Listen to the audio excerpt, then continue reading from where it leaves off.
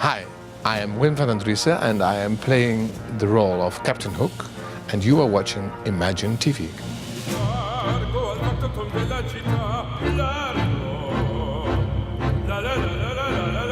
Well, he's the bad guy in this story, so he's everything which is evil.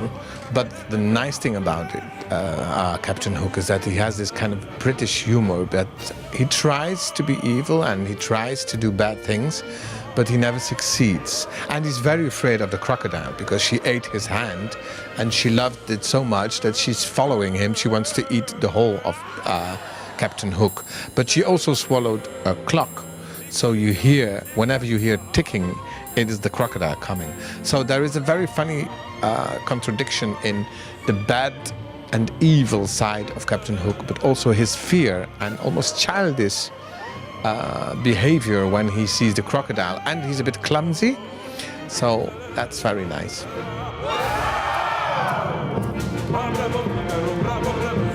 Well, before I got playing him, I only knew the Disney story and the Disney movie, as I think everybody does.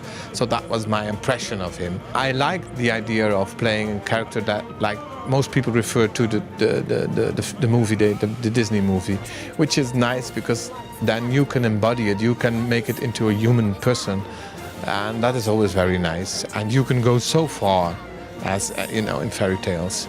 And that is so, as an actor, that's the most wonderful thing to do, that you can, you know, there are no limits in a fairy tale, and that is very nice.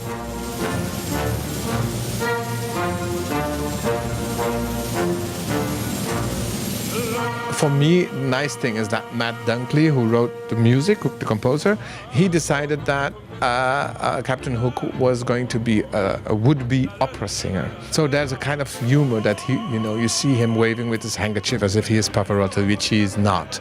So that is already like the guy who wants to be evil, the guy who wants to kill Peter Pan, and the guy who also wants to be an opera star, and of course he is not. And that is so nice to do.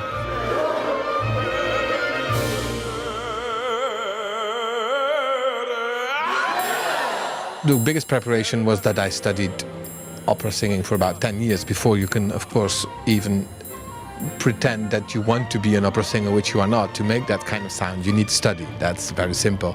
And now I do a vocal warm-up, and then it all happens on the moment. You know, it's years of preparation, and then when you have this technique, you know how to do it. And that, I think that's compared to every technique you need in every art form. A lot of pop singing is based on knowing that you're singing into a microphone. And of course, classical singing is without microphone. So that is the big difference. We need to have a good sound check so they know, oh, this is how we have to treat this part, because that's the big difference.